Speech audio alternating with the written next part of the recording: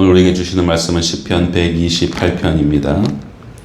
시편 128편 1절에서 6절까지의 말씀 한 절씩 교독하겠습니다.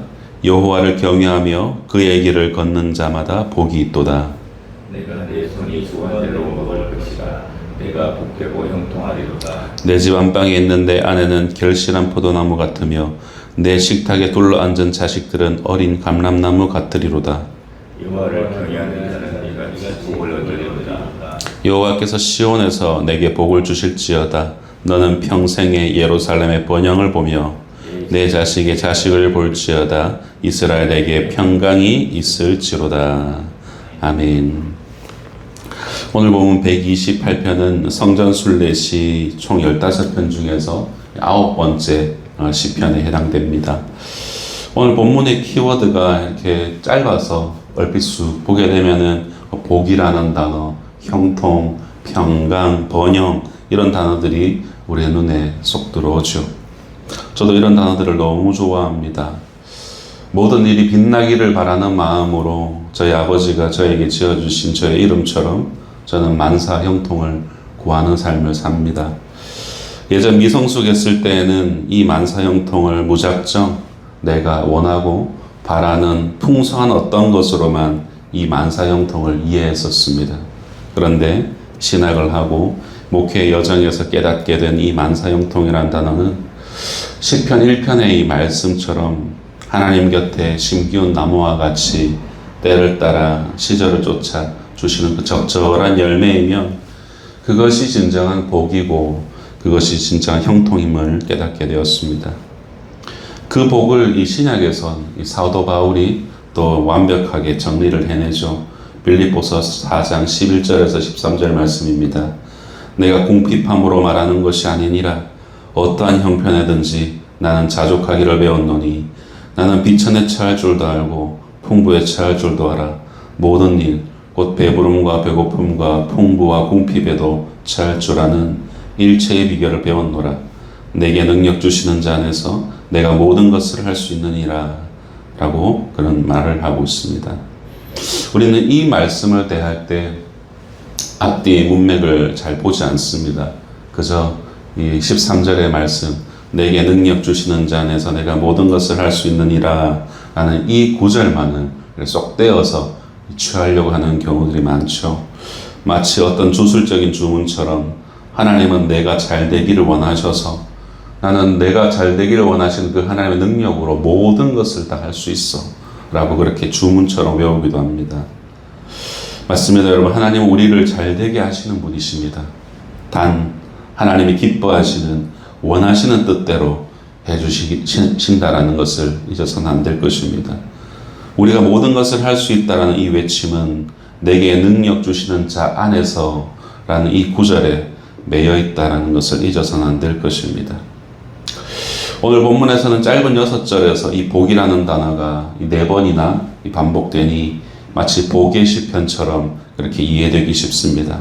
소위 복 받는 비결을 알려주는 그런 시편으로 곡해하기 쉽다는 거죠. 복을 받고 싶은가? 형통과 번영을 원하는가? 그렇다면 하나님을 경외하라. 이런 적용 말이죠. 하지만 오늘 시편은 그런 방법론적 시편이 전혀 아닙니다. 어떻게 하나님을 복받을 방법과 도구로 우리가 전락시킬 수 있겠습니까? 결코 그럴 수 없죠. 그렇다면 오늘 본문의 시인은 우리에게 무엇을 말씀하려고 하는 것일까요? 1절을 다시 한 번 더 보겠습니다. 함께 읽겠습니다. 시작. 여호와를 경외하며 그의 길을 걷는 자마다 복이 있도다. 아멘. 히브리 원문을 보게 되면 시편 1편과 동일하게 오늘 본문 128편은 아슈레, 복되어라 라는 이 단어로 시작되는 것을 볼 수 있습니다. 감탄사죠. 원문을 그대로 직역하면 다음과 같습니다. 복되어라, 여호와를 경외하며 그의 길을 걷는 그 어느 누구나 라고 해석을 할 수가 있습니다. 이 구절은 어떻게 하면 복을 받을 수 있는가의 방법과 조건을 말하고 있는 것이 아니라 저 사람 정말 복이 있구나 라며 감탄하며 선포하고 있는 것으로 보아야 한다는 것이죠. 여호와를 경외하며 그의 길을 걷는 이 사람은 얼마나 복 있는 사람인가, 참으로 복되다 라는 그런 감탄의 문구라는 것이죠. 그리고 하나님을 경외하며 그 길을 걷는 자, 그 누구나 모두 복되다 라고 선언하고 있는 것입니다.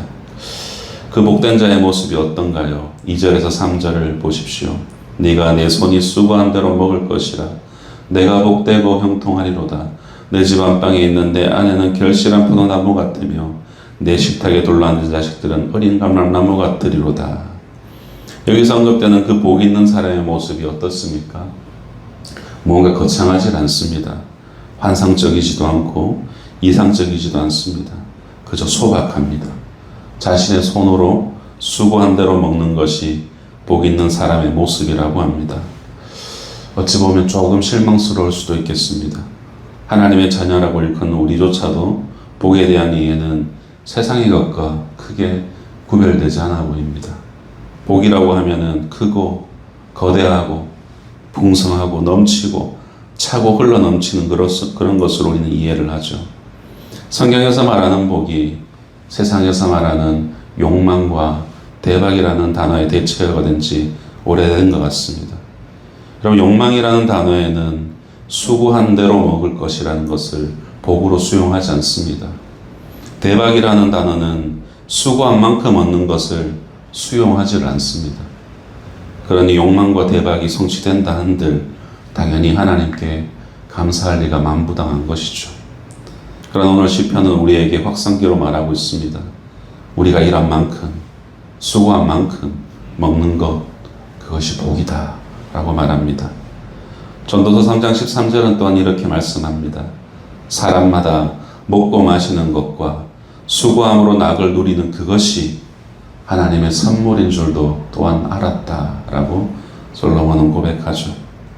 수고한 만큼 낙을 누리는 삶, 넘치도록 쌓아놓고 더 이상 구하지 않아도 되는 건조한 삶이 아니라 날마다 일용할 양식을 위해서 기도하고 하루하루 살아내게 하시는 하나님의 은혜에 감사하고 그러한 수고하는 삶, 그 삶이 하나님의 선물이다 라고 합니다. 요즘 미디어에서 어렵지 않게 들을 수 있는 말이 있습니다. 파이어족이라는 그런 단어들이죠. 60세나 늦어도 65세까지 뭔가 정말 인생에서 대박을 터뜨려서 조기 은퇴하고 그 이후로는 유유자적하며 편안하게 살려고 노후를 계획한다라고들 합니다. 이를 위해서는 어떤 투자든 대박이 나야 되는데 많은 사람들이 거기에 마음과 생각이 다 몰두되어서 일용할 양식과 손으로 수고한 만큼 먹는 것에 대한 낙을 잃어버리고 사는 것처럼 그렇게 보이기도 합니다. 성도 여러분, 일용할 양식을 위한 하루하루의 수고와 거기에서부터 주어지는 낙, 여러분 이것이 얼마나 큰 선물인지를 깨닫고 살아가는 그런 저와 여러분이 되었으면 좋겠습니다. 그리고 이어지는 3절은 너무나도 조촐한 일상이요 평범한 가정의 모습입니다. 그냥 가족이 둘러앉아서 식사를 나누고 있는 모습이 그려지죠. 지극히 평범하고 일상적인 이러한 모습을 향해서 복되어라, 복 있는 사람의 모습이 이와 같도다 라고 노래하고 있는 것입니다. 사랑하는 성도 여러분, 우리는 얼마나 대단한 복을 찾으며 살고 있습니까? 얼마나 특별한 복을 쫓아 살기에 그토록 동분서주하고 있으신가요? 풍요를 상징하는 포도나무 같은 아내와 평화와 번영을 상징하는 어린 감람나무 같은 자식들과 마주하며 둘러앉아 우리 가족이 이 얼마나 복된가. 아내만으로, 자식들만으로, 그들의 존재만으로도 평화롭도다, 풍요롭도다 라고 그렇게 여러분이 고백한 적은 언제이십니까? 오늘 시편에서 말하는 복은 소박합니다. 조촐합니다. 너무나도 평범하고 일상적이죠. 그와 같은 삶이 복되다라고 합니다.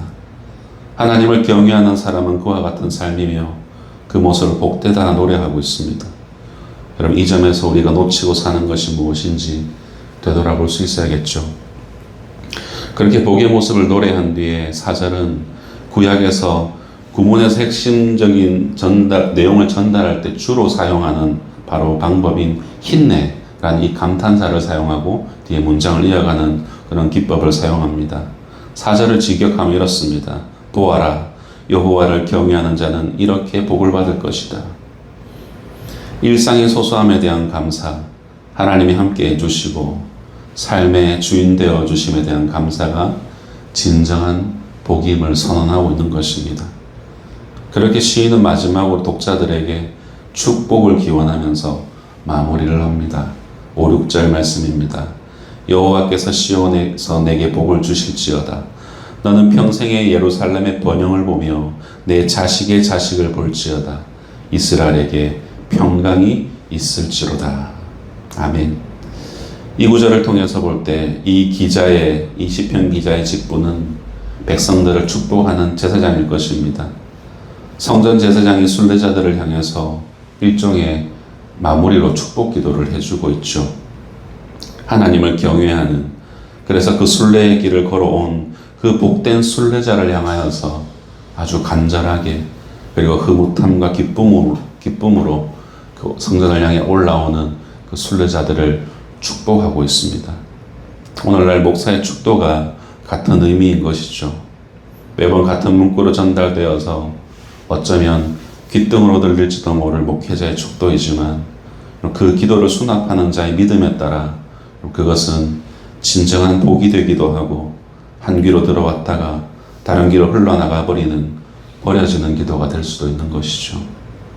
왕관의 보석 같은 사랑하는 성도 여러분, 말씀을 맺겠습니다.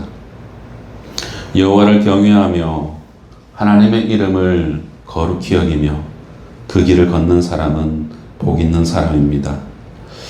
때로는 일상의 소중함을 잃고 그 길 위에서 휘청거리기도 하고 넘어지기도 하고 깨어지기도 하지만 또 이렇게 주어지는 말씀을 통해서 우리 일상의 소중함을 다시 한 번 더 회복하시기를 소망합니다. 우리의 일상이 너무 가벼워 보이지만 오늘 주어진 이 하루는 예수 그리스도께서 피로 값주고 사셔서 우리 각자에게 허락하신 믿음의 하루다라는 그 사실을 여러분 잊지 마시기 바랍니다. 크고 화려한 욕망을 성취하고 대박을 이루는 복이 아니라 지금 주어진 일상에서 내 손으로 수고한 대로 먹는 복, 또 온 가족이 한 상에 둘러앉아 하나님께 감사하며 찬양하며 복된 성도님들 되시기를 주님의 이름으로 축원드립니다.